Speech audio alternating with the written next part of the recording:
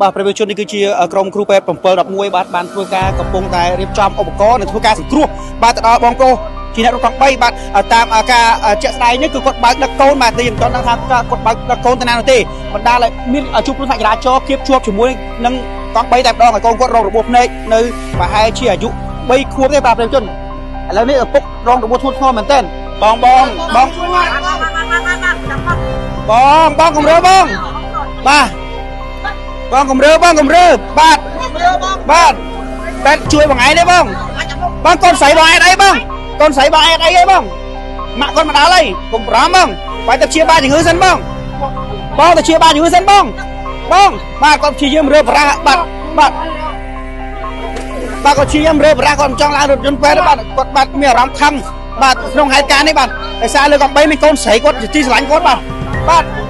បងកូនមួយឯងប្រពន្ធមកជក់យកបងកូនមួយឯងប្រពន្ធមកយកឲ្យបងទៅពេទ្យព្យាបាលសិនបងទៅពេទ្យព្យាបាលសិនបងនៅស្ងៀមបងបាទគាត់មានការឈឺចាប់ខ្លាំងមែនទែនប្រជាជនបាទគាត់ព្រួយបារម្ភដោយសារលើកង់3គាត់មានកូនទូចបាទកូនទូចជាទីស្រឡាញ់របស់គាត់បាទកូនស្រីបាទប្រពន្ធឡើងជាមួយឲ្យប្រពន្ធគាត់ឡើងជាមួយបង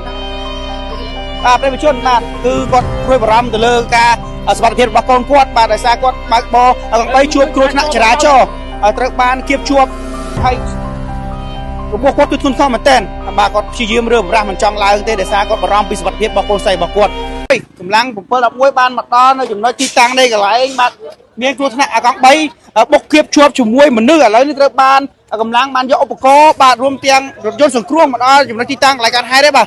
គឺយើងមិនទាន់ដឹងថាគាត់បុកឲ្យជាមួយអីទេប្រជាជនគឺបាទឡានមកដល់ឡានសង្គ្រោះមកដល់បាទស្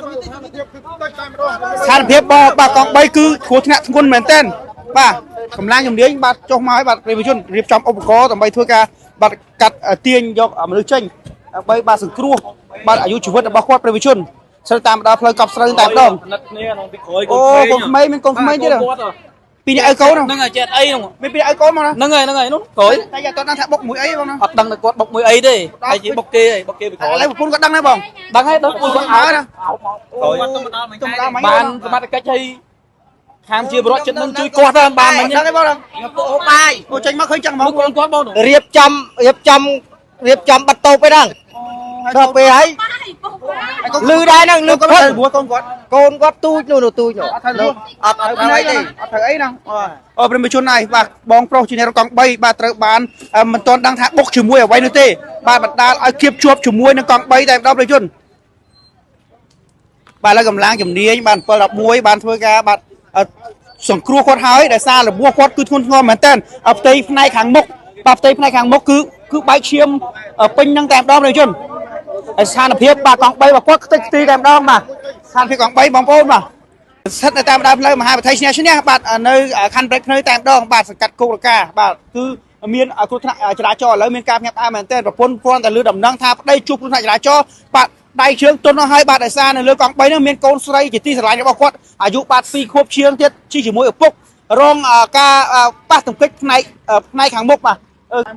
ឃើញទូរស័ព្ទគាត់នៅបងឃើញទូរស័ព្ទគាត់នៅបាត់កាបូបលុយទៀតបងណាបាត់កាបូបលុយបាត់ទូរស័ព្ទទៀតទូរស័ព្ទអត់ទេទូរស័ព្ទឃើញហើយបាត់កាបូបលុយបងណាបាទប្រជាជនបាត់កាបូបលុយទៀតបាទខ្ញុំអត់ដឹងដែរបើបងស៊ីឡាយខាងណាមកស្អាលឺខាងស្អាឡាននឹងវាអាលាក់ទៀតបុកនឹងបុកមួយឡានហ្នឹងខ្ញុំអត់ឃើញមកដល់ឃើញតែតទេហ្នឹងហើយឃើញតែគាត់ហ្នឹងហើយបងនេះបងខ្ញុំទៅបាយគ្នានឹងបាយជុំគ្នាអត់មានតែគេផ្សេងទេអត់មានហងគាត់ចេញទៅមើលឃើញ